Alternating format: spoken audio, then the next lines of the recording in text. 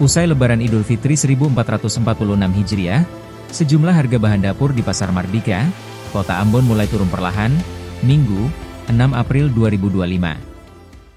Penelusuran tribunambon.com, kini harga cabai rawit Rp60.000, turun dari sebelumnya satu pekan lalu Rp100 hingga Rp120.000.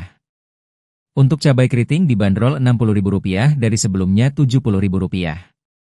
Tomat, Rp18.000 dan Rp20.000 dari sebelumnya melonjak hingga Rp30.000 per kilogram.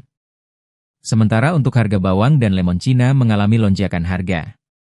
Bawang merah dan bawang putih kini dibanderol Rp47.000 dari sebelumnya Rp45.000.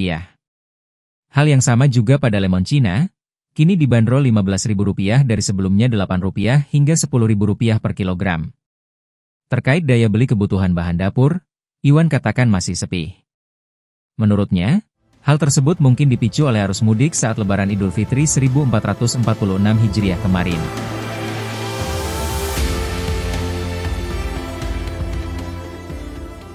Download Tribun X sekarang, menghadirkan lokal menjadi Indonesia.